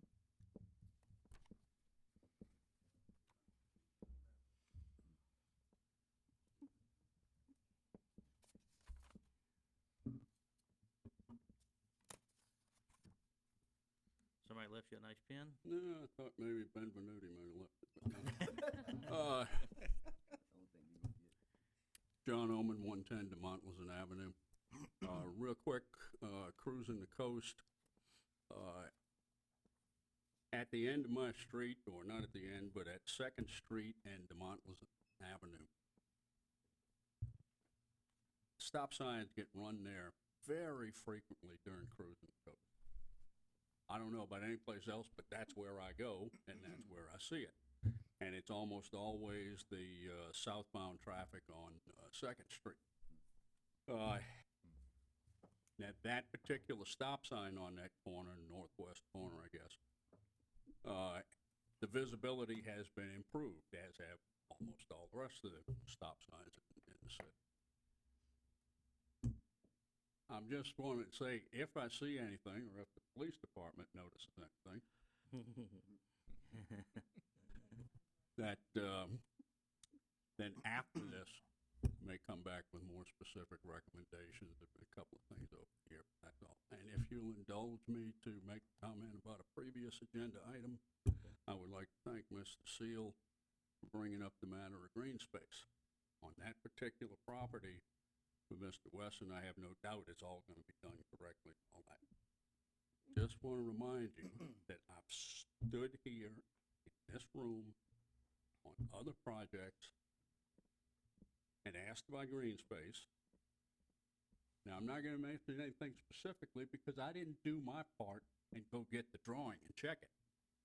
I stood here and asked a public official if that had been addressed and if it was okay, and oh yeah, absolutely. I figured that was adequate. I didn't have to do anything more. I will look at the drawings in the future and be more specific. Thank you. Thank you, Mr. Omen. Ms. Tammy, Guy? Well, I'm gonna start by, has nothing to do with this, but Mr. Reed, thank you so much for that prayer you led us in and the pledge, because I've lived in other places, and this is a place apart simply because we're not, we don't push our faith away. We embrace it, and I think that's what keeps this little town protected. So that, and also I'm grateful, I'm gonna go ahead, and the good news is that, I was a recipient, well, sub-applicant recipient, along with the battle that the city went through with us, and like, you know, took a machete and navigated this path to get the Swift Current Initiative grant from FEMA. And that by itself is a miracle. So that kind of goes to the first part of this. But we were awarded a little over $142,000 to raise our house. And Miss April Bird was awarded about $162,000 because she doesn't have to pay the 10% down. But I think we're on the tail end of this. I know Heather and Mike hashed out 12 very good questions that had to be addressed by the city. What I would like to do as a homeowner is be kept a little bit more in the loop, because I did get the 12 questions, but I know that there was a conference call with FEMA, but that some other questions have to be fleshed out that I thought were gonna come across my email last week, but I guess they haven't been done yet. But I still don't know the answer to the first 12 questions that apparently were, answered. So if those were answered, I'd like to know and just be kept more in the loop. I'm more of a face-to-face girl, so that's why I wanted to bring all this in. But y'all, this is amazing because I think, Josh, I may be correct, we're the only recipients of this $5 million grant in all of Mississippi, and they made it so hard. It's like Heather knows. I mean, you know, we'd be a month down the road, and FEMA would throw out another hula hoop. Okay, dance to that one. And then 2 months down the road, we think we're in, okay, now do this one. It was constant, but we did it. And so I think we just need to be excited about this and move forward. But I really would like, I'm just asking, I know everybody gets their plate super full, obviously. I watched this tonight. But if April and I could be kept more in the loop about what's happening, because I do find out, but I have to ask. And so it's just important. And I have talked to Teresa, the governor's office, and Lana at the AG's office. They're excited about this because when Janet Henderson, when I started beating the bushes when we flooded for the second time, and it took 2 years to get to this point. But with another, we have 305,000 and some change coming to us, but that leaves the rest of that 5 million out there. And nobody has been able to do the hard work to do it, but except for this city and us. So if we can be that shining example, and it is a pilot program, that means that other people could get their house raised. They could not stress when they hear thunder in the distance, you know, that PTSD that happens to all of us. And I just think that we could be that example. But I do want us, I'm just asking for us to be kept in the loop when there's a conference call, when there's questions, what are the answers to those questions? And just when it happens, we'd like to know. And I did call you after that conference call. Yeah, I thought. yeah, you I didn't did. email you, but I did explain. No, we had a the great call conversation. I'm to not saying you. that. But the So. 12 questions that was submitted Mhm. on, what was it, in August? Yes. I don't know the answer really to those questions, and I kind of like to know. And then I did find that, I don't know That was if kind this of pertains to us, but I did beat the bushes on the FEMA, and they do have post-award changes, and it doesn't look too complicated. Of course, it's FEMA, so that's a joke. But, hey, but they do have a handy 866 number, Oh, and yeah. they have a handy email if we have changes. So maybe we wouldn't have to wait till legislation, that we could, obviously, this is not their first rodeo on making mistakes. And like I was telling Josh, and my husband Perry said, what knucklehead, bless their hearts, wrote out this grant? They just left like, they said, okay, here, take this and hang yourself in the meantime. But you know what? We're gonna conquer this as a team. But yeah, anything we can be, you know, let us know before things happen. And when those final questions come in, we'd like to know about them. And I try my best to keep you in the loop. I know, like I know, say, I know, I know, I know. And didn't- you're awesome. Didn't put it in You're awesome. writing, but No, and that I will take questions. this opportunity because the council needs to be aware of some things. So first off, there was $5 million out there. There's not anymore. That grant application period has closed. The reason that the city of Bay St. Louis is the only person in the state of Mississippi to do this is because of the legalities of it. I am not comfortable at this point. Spending city money on this project. I'm trying to get there. We try to keep Ms. Curtis in the loop as much as we can, but there are also conversations that I have to have very directly with FEMA, and I have to have very directly with MEMA, that I cannot talk freely with Ms. Curtis in the loop. You need to remember here, all of us need to remember that Ms. Curtis is not the grant recipient. The city of Bay St. Louis is. Correct. Many of you have set up here for a very long time. You know that a city cannot constitutionally in the state of Mississippi spend money on private property. That's the first hurdle that I still haven't figured out how we overcome. The AG's office, well, so it's not necessarily the AG's office. MEMA has an attorney that works with the AG's office. That attorney general is the attorney for MEMA. That attorney general is not the attorney to Bay St. Louis saying, hey, city, this is how you can spend your money. So, yeah, city of Bay St. Louis, we could go do this, and we could even get reimbursed from FEMA, but that's not gonna rectify when your auditor, city of Bay St. Louis, comes and says, why did you spend this money on this property? So, liability-wise, things that we didn't know when we were putting this grant together. There are not engineering fees. There are not administrative fees. Quite frankly, I've been working on this. There's no telling how many of my hours, when I tell y'all I've probably spent 200 hours on this, that might be an underestimate. Your city engineer has spent hours upon hours upon hours of this. There are no fees for any of that in these grant considerations. There are no grant administration fees in these costs. Those are the things that we are currently trying to communicate with MEMA about as to whether or not we can get adjustments to this to equate for this. Who's going to, if we, the city, goes and we contract with somebody to raise this house, and God forbid, this house falls down, whose responsibility is that? Is that our responsibility that we hired a contract? Because we have to follow, not Ms. Curtis, we have to follow federal procurement. So can we pass that on? Possibly. But then we have to write a contract that's going to wrap our hands around the liability and make sure that we're out of it. But then we're still ultimately responsible at that point to making sure that all federal procurement guidelines are followed. I've been doing this now for years, and a lot of my law practice focuses on federal procurement, and I still have to go to the resources to figure out what's what, because it's not just clear as day as to whose problems. And then when the city comes into place, we also have to follow state procurement, which sometimes is more strenuous than the federal procurement, depending on what it is. So there are lots of questions that have to be answered here, and I understand that you want answers, but I take a little bit of offense to the fact that you don't, and I know Josh has spent hours on the phone with you. I've seen emails. I realize who all you're calling because they're calling me too, and I'm fielding these calls as well.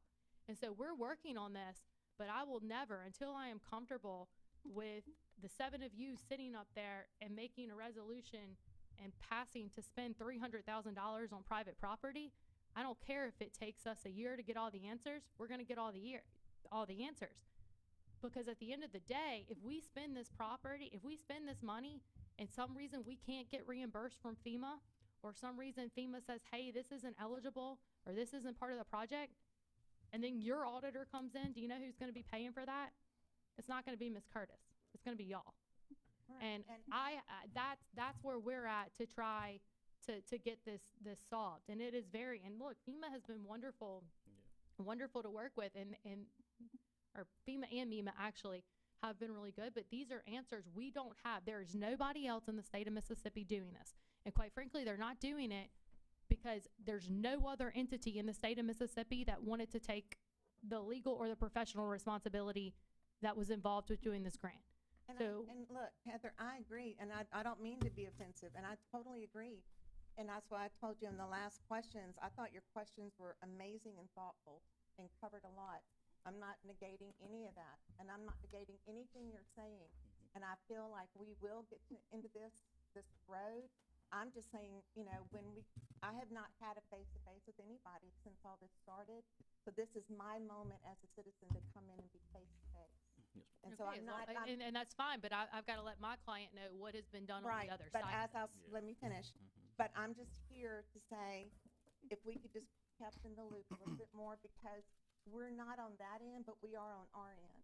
And it just keeps us all on the same team. That's all I'm saying. And yes, 100%, if anybody can knock this out of the park and get the right answers, it's you.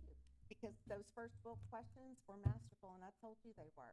I just want to know that, because I was just told that we might get those other 3 questions last week. So when they are available, I'd like to know. And if there were answers to those other 12, I'd like to know that too. Yes. That's all. I'm happy. I didn't realize, that's probably just an oversight with Josh and I didn't realize you hadn't got the answers to that.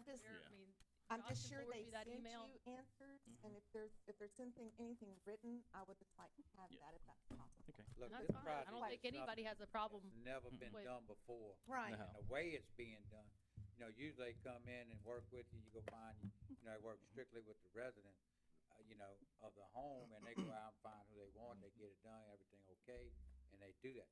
This is something totally new, you know, Louisiana, Dwayne Nicate's on Cutoff Road right there. You know, he raised his house, but it was completely different. Everything went through him. All we had to do was supply a letter with, Support you know, with or- the flood and everything that happened to him, just like y'all, part of this. But this is, It is a I new don't know, beast. again, somebody stayed up too late one night and wrote up all I this. agree. I agree with that. And if You for know, some reason, Trust me. we pray over it all the Yeah. time, that it could be readjusted to where we do take the brunt of it. We're good with that. We have our money set aside waiting for anything and everything we need to do on our part. That's gonna I- be, in some of the next questions, you'll see something relating close to that. Okay. You know, So have we ever approved that we would allocate these funds to match that? no, we haven't got to that. No, point we we're yet. don't- not we even don't there match it. yet. So they would, y'all approved to submit for these grants. That's probably been a year or more now It was ago. April Oh, at least. 22. And so y'all approved that part. So y'all will not actually spend any city money.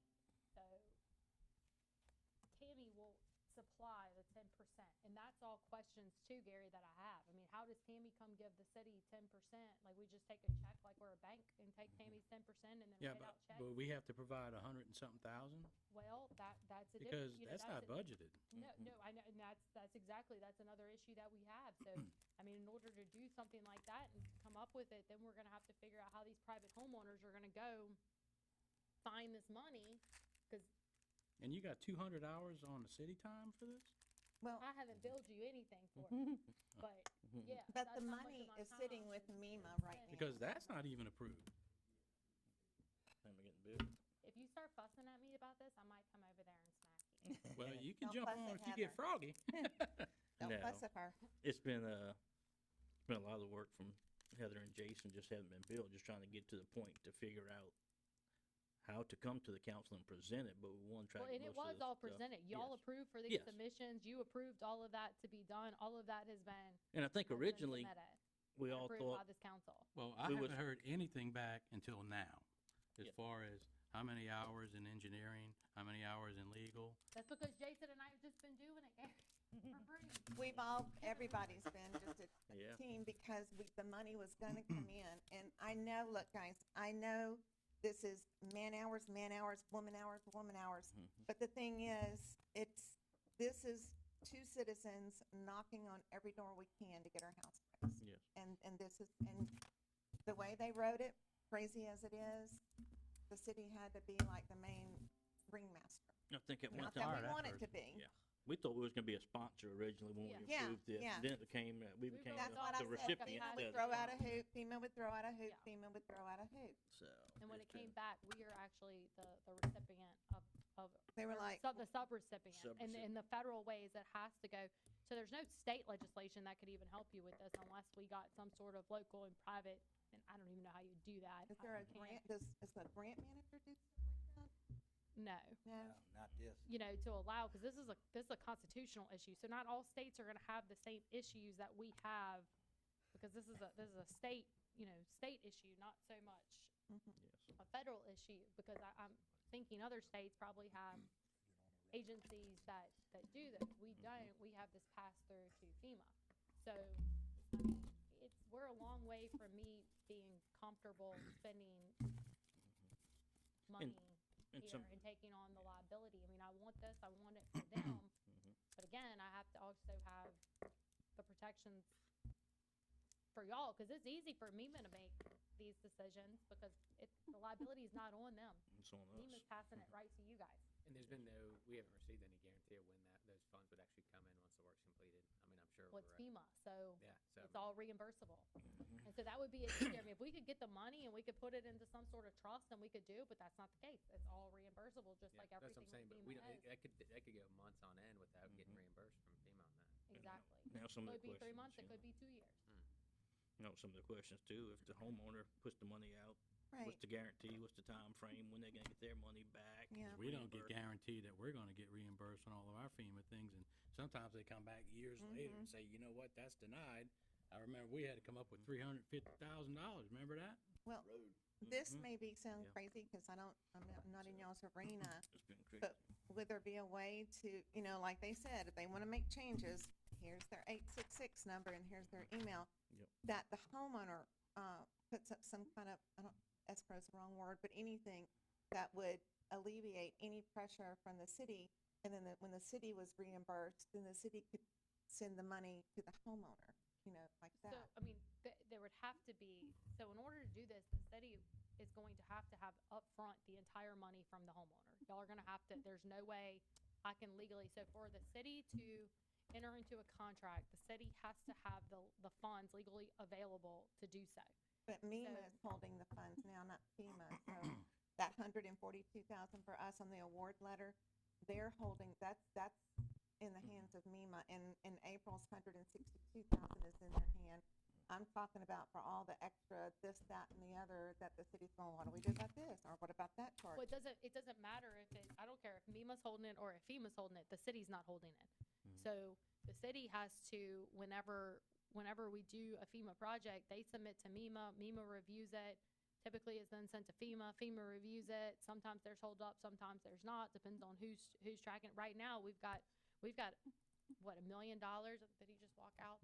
That's hung up with, MEMA, not with FEMA, because FEMA, even though FEMA has released it to MEMA, till the project's Wait, closed on out, this? MEMA, no. On this one or something No, else? something else. But these are all the same agencies and they all work, it doesn't matter what grant program, all the reimbursement things work the same Yes. process. So the city's having to sit on that money. So that's been, that's one of the issues that we have tried to internally talk to and figure out, how do we do this? How do we legally do this? How do we go out and spend this money? How do we cover the upfront cost? How do we, what if, if they go out and, I mean, FEMA is very specific. If they tell you you're allowed to use 100 nails and you use 102, well, you better come up with your money because you're paying for the 102. So those are all the issues that we're trying to deal with here, and it's very unprecedented, and it's just not. These guys I do not envy because they're in a really hard position, because there's a very good, and you need to know this, there's a very good chance that they might not have a choice but to tell you we cannot do this. And ultimately, unless we can check all these boxes, they're not going to have a choice but to do it, because at the end of the day, they can't have an auditor, or they can't be responsible for this. Well, so on those boxes to be checked, those 12 questions, the first one you submitted in August, did you have, from those 12 that you shared with me, did you feel pretty? Actually, it more confirmed our Actually- suspicions that it wasn't Yeah. favorable. That's what I Okay. was telling you. It was almost more confirmation of, Yeah. we can't go this route. We gotta find a different route to go. And that's what the next set of questions working on, is trying to work with them to. Well, and then with Figure that out the being path. said, with Answers I FEMA got back willing were to not do- what I was wanting to get back. Is there another question? Because I'm just always trying to find that option or that option, because, and I know that's just me just going, what's this? Let me Google that, da, da, da. But that's how I got to this point Yes. with the award Okay. letter. And Josh knows, and look, I know I'm tenacious, but so are all of y'all. So I'm not the only tenacious person in here. So with that being said, since FEMA obviously does have an allowance for post-award changes, could y'all draft up something that makes more sense and say, could we make it read more like this? We working on it, No, but as yeah, you could and- tell tonight, there's so Just many walk up. issues with the city that. In the this is a- post-award changes, my understanding of it, we can go back and ask for more costs to cover. Engineering's gonna be the major one, because Mississippi procurement laws, the point that both of these are, they require an engineer. Engineer fees are usually 10 to 12% on this. You're gonna need a structural engineer. So, both of those are adding 10 to probably 15 grand of engineering fees on top of those, and grant administration, because there's gonna have to be somebody that Right. can help check all these I boxes. agree with that. So we get those, and those are questions that we are working for, but that's the kind of post-award questions that FEMA is talking about. What FEMA cannot help us with, so unless FEMA's going to take Mississippi out of this and just give this grant directly to you, that's what would solve all of our problems, because FEMA nor MEMA can necessarily answer the questions of, hey, city, how do we do this? Yes. So MEMA's just sitting on this pot of money, and they're like, we don't know, we've never done this before. And so they're brainstorming. Jana's been calling over to different agencies around the country, trying to figure out, hey, how are y'all doing this? What are y'all doing? And nobody works necessarily quite like us. And even that, I don't think she's actually found many people that are doing it yet. Well, I know that, New Jersey was also part of this, and Louisiana. I'm sure she's reached out to those two states. She has, and Louisiana is a different FEMA region. And so with the federal government, all the different FEMA regions, what are we, 4? Yes. I think we're 4. Everybody does things differently, and Louisiana is a completely separate body. Their region, whatever, they're not region 4. They're not So- in the Atlanta border. No. that part. So even though they're closest to us, whatever they're doing in Louisiana, unfortunately, doesn't work the way FEMA region 4. It's a different piece. Unfortunately, we have to move on, Ms. Okay, Tammy. I'm sorry. Okay? All right, thank y'all Thank very, you. very much. Appreciate it. But you know what? Yes, ma'am. This is gonna work. We just can't give up. We keep trying. All right, Mr. Cliff Rabelais.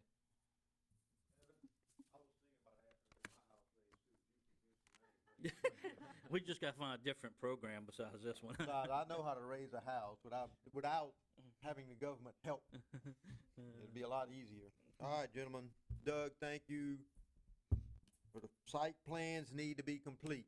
I think I stood here and, we were talking here about 3 months ago, and the new subdivision rules, and kind of raised a stink. Guys, we, hadn't even looked at them yet. And we got into kind of I think my comment was, okay, we're in heated agreement. Site plans are gonna be complete before they come here. Mr. Seal brought that up again tonight. Site plans need to be complete. Thank you, Doug. Thank you, gentlemen, because, this one on Central and Valentine's kind of like the trial for the one that's coming up next over at Romanita Beach. Mr. Nita brought up something about, small, you get houses and they small. Prime example, if you ever forget, to go by Hancock and Washington Street, they had a guy bought a house on a little bitty corner, put in a swimming pool, then he needed equipment building for his swimming pool equipment, then he had to have a little shed. We have areas that, and you guys have been very consistent. Whatever's consistent in this area of the city is what we have. We've got different areas of the city. Reverend Reed's got some places, particularly out on the other side of Highway 9. They got big yards, big houses. Where I live, we got mostly big yards, big houses. Got the old town, got little bitty yards, and sometimes little houses have been added on 2-3 times. But we've been consistent. Got to figure out how to make this site plan review. We need to refine it because it's pretty obvious that we don't have it down pat yet. Mr. Benvenuti brought up that word. He noted site plan had some differences. And what I saw from somebody, that's the drawing of what they were providing and presenting tonight was different from what I saw at P&Z. So I'm glad they withdrew it, but it brought up the fact that we do need to refine this whole process. All right, Doug, you brought it up. So VRBOs, parking is an issue. Parking's an issue anyway. If y'all remember Anita Warner, when she put up her fence, how many of y'all in council back there? And she had to set it back 20 foot because of the corner. You know why she got all them big plants parted along on 3rd Street and then they're going? It's because people were parking in her yard because we made her move the fence back. But she put in an illegal fence, 6 foot high in the front, and that's the reason it was pushed back. Yeah. And also that was supposed to be left empty so people can see coming out in the corner. Right. You're right, Mike. And which is a problem to try to get her to clean this up from time to time because the people that live on that street, unless you're in a big 4-wheel drive truck that can oversee these bushes, the little old lady down there cannot. She creates more of a hazard on that corner than what this 3-foot variance on this house will ever cause. I agree with you, Mike. But the issue is she planted those plants because people were pulling up, parking on the grass in front of her. Anyway, guys, parking on the street is an issue. Yes. It ain't just VRBOs. As Mr. Kyle says, and I can tell you about houses, second homes are a whole lot more prone to having the kids and their cousins and their friends and their friends' cousins and everybody else, and you're gonna have 30 people in a small house. Yeah, there are some VRBOs that do that, but I guarantee you most of them don't because they ain't putting up with that. Occupancy, yeah, but they, again, the real overloads are not the VRBOs, they're the second homes, or it's the cousins and the uncles and the friends, and the friends to bring friends. Residential renting is a business. You know, guys, I think I've told you that before, and Ms. Heather's already alluded to it, and I think Gene knows. Renting a residential residence, and you can classify that as a business, then all residential residences are business.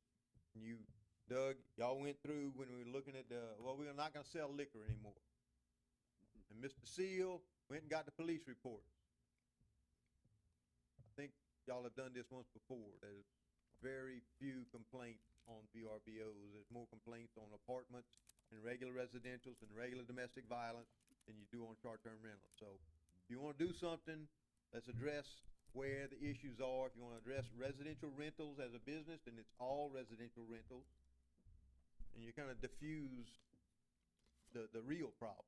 I will say there's a few problems arising, and it's a lot more often than it used to be. Yeah. All these councilmen probably get text that it's Oh, yeah. becoming more of an issue than the public realizes, to be honest with you. And it's not your long-term rentals, it's the VRBOs that's constantly turning over residents and turning over people that they're on vacation, they're having a good time. If they park on the sidewalk, they don't care. They Well, park on the street. is it illegal So to park it's on the becoming an issue more than people realize, because I know we field the calls and complaints a lot of And times, so. if you go back and look at the thing that brought this back up, although we're gonna start charging a fee. I don't know how many of you studied that graph, 472 things. What's been the biggest increase in VRBOs? The 1 and 2 bedrooms. Look at the graph. It hasn't been the big ones. It hasn't been the ones that sleep 8 to 10 people or 6 people. It's the ones that sleep 2 to 4 people. You have, look at the graph. That's where the increase has been. Not in the ones, the number of VRBOs that have increased that are 3 bedrooms and bigger has not changed very much. That's the so-called mother-in-law quarters in your backyard. There you go. Yep, all right. So, but look at those. Yes, sir. Doug, last council meeting, we sales tax for the first time ever. Why do we have so many sales tax? Because we got people coming here. Where they staying? Oh, yeah. So it's a double-edged sword, guys. Oh, If it is. we truly have issues, let's address the issue. But, you know, the VRBOs get a lot of it's all in bad VRBOs. Well, it's because they park on the street. Well, gee, you ever try to drive down some of these streets when the grass cutting contractors are out there? Mhm. You can't get past them. Yep. Yes, sir. What else, Mr. Cliff? Sales tax last month. That's it. You good? Thank you, sir. I Appreciate it. take notes. You got 2 seconds left. Hey, Time's up. I still don't want to raise my house with the federal government helping me. I could raise the house a whole lot easier by myself. Faster. Yeah. All right. City clerk's report. A motion to approve Bay St. Louis docket of claims number 23-041 dated October 3rd, 2023, in an amount of $636,388.75. Do I have a motion? Motion Seal. Do I have a second? Second. Second Hoffman. Any discussion? Vote to motion. Aye. Aye, passes 7-0. Thank you. Motion to approve B is motion to approve the Bay St. Louis docket of claims number 23-042 special dated October 3rd, 2023, in an amount of $16,209.90. Motion Seal. Do I have a second? Second. Second, Mr. Hoffman. Any discussion? Vote to motion. Aye. Aye, passes 7-0. Thank you. Consent agenda items A through AL. AI. AL. AI? JKL. L. Like to remove the item KL. Which one? Item L, motion to approve renewal of uninsured motorist coverage. We'll vote on that separately. Get what? L? Item L. Let's just vote on it separately. Just vote on it separately. It's incomplete. Okay, it's right on the top of that first Yeah, page. first I was page. looking for it. Oh, Alright. yeah. Okay, so consent agenda minus L. Do we have a motion? Motion, Mr. Seal. Do you have a second? Second, Mr. Lewis. Any further discussion? Vote to motion. Aye. Aye. Aye. No. Aye. Aye, passes 7-0. Item L on the consent agenda is the motion to approve the renewal of the GL 2023 uninsured motorist coverage with Mississippi Municipal Services Company for $125 per vehicle for bodily injury and property damage for city vehicles. You had some discussion, Mr. Seal? Yeah, so there's no, total number of vehicles says required, there's no number in there. This is for 49. We need to update our documentation and.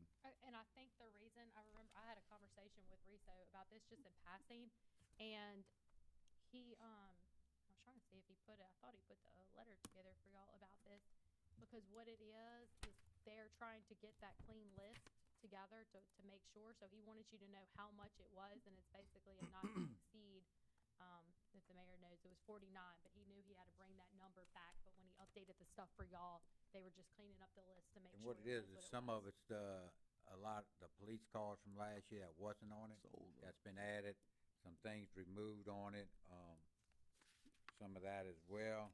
So I have a list that's scratched and this and that, they're waiting for the update to come through on it. But it's a total of 49 vehicles. When's that policy expire, Mayor? What's that? When's that policy expire? Well, that's the- I know January. it's, please return the form before First of October the year. 15th, so that's why he wanted to get Oh, it yeah, to that's what I was y'all trying to see, make sure with we- basically like a rough estimate of what it was going to be. Basically, your decision was just to make sure you wanted to include the $125 or whatever it is, and the amount of around 50 cars, just so he had the authority from y'all to go and do it, Fortunately, you gotta have it, because half the ones on the road don't. or No more. shit. Really? So, All right, so we can amend this document to include 49 as total vehicles. 49 total vehicles. Make sure that's part of the minutes, Ms. okay. Bourgeois. So L would be a motion to approve the renewal of the general liability 23 uninsured motorist coverage for Mississippi Municipal Services for $125 per vehicle, not to exceed 49 vehicles for bodily injury and property damage for city vehicles. Motion, Mr. Seal. Do I have a second? Second. Mr. Noblock, second the motion. Any further discussion? Vote to motion. Aye. Aye. Aye. Aye. Aye, passes 7-0. Thank Thank you. Okay, motion to approve the city council second regular meeting, September 19, 2023 minutes. Motion as amended. Motion, Mr. Seal, as amended. Do I have a second? Second. Second, Mr. They Hoffman. were almost right. Vote to motion. Aye. Aye. Aye. Aye. Aye, motion passes 7-0.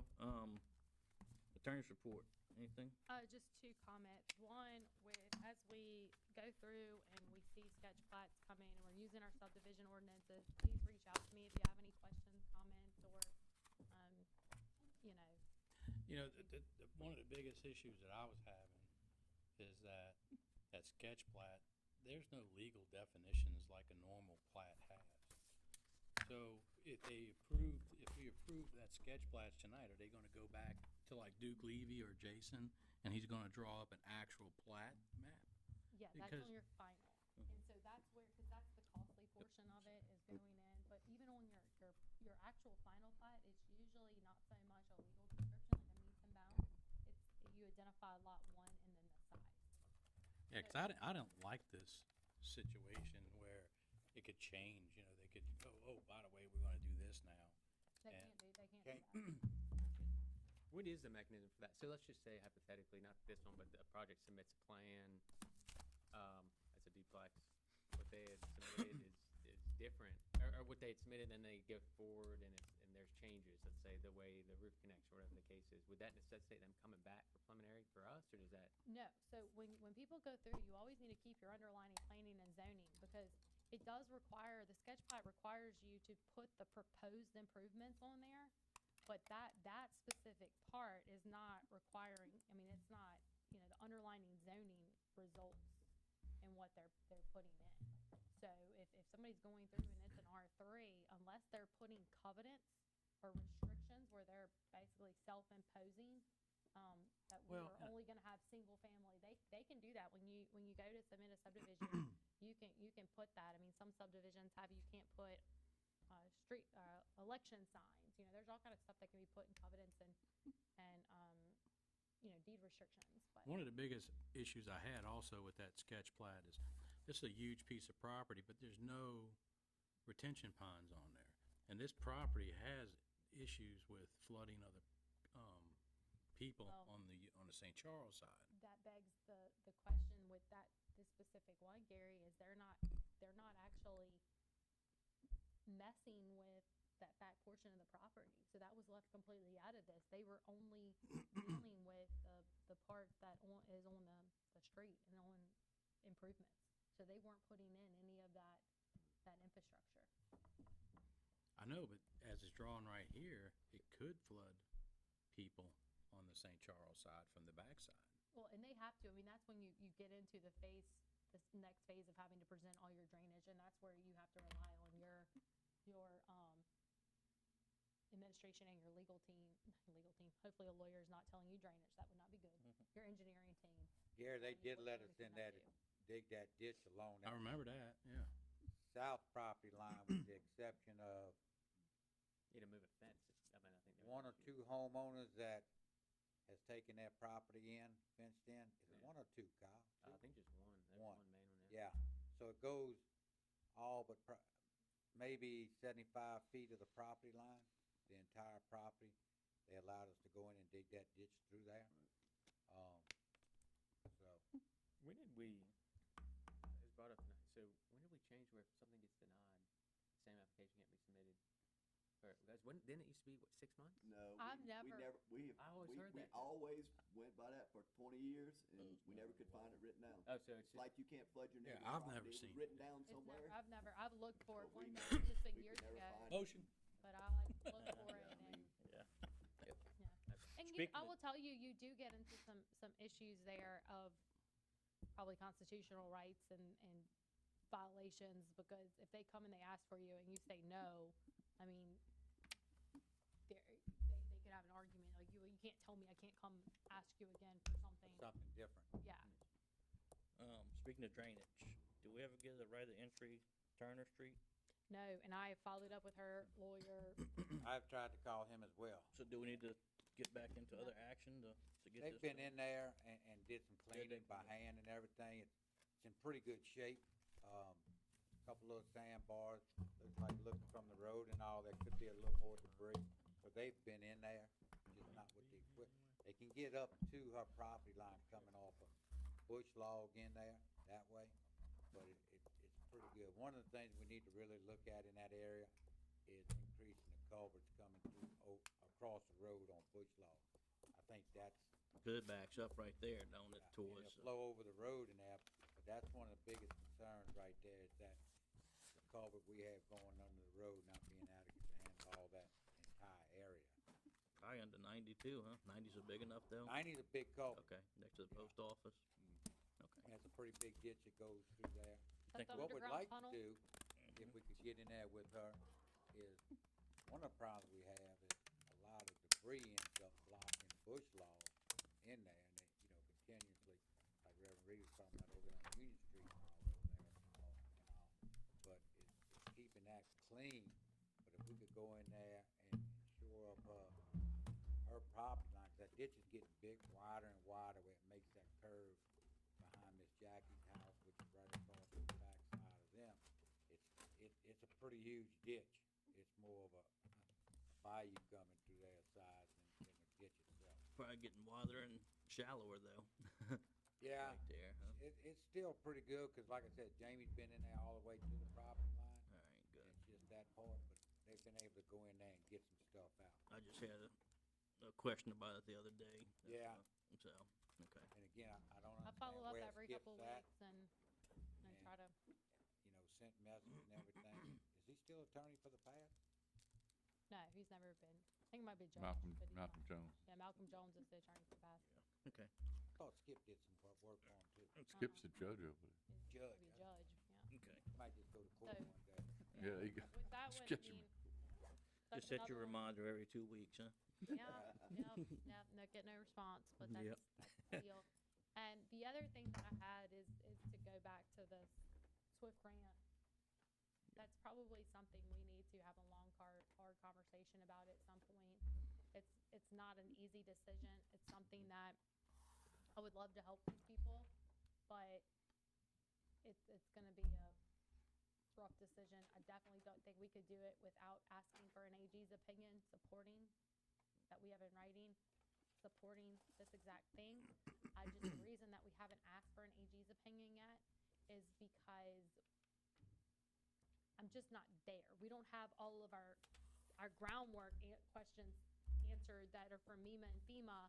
So until I get that answered, it would be really hard for me to ask AG's office for an opinion because I wouldn't have all of the right information.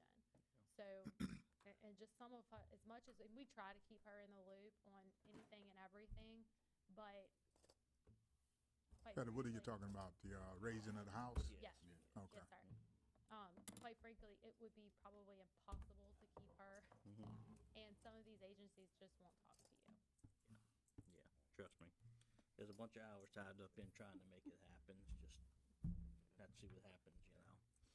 But, And we can't, I did not realize that y'all hadn't seen those award notifications.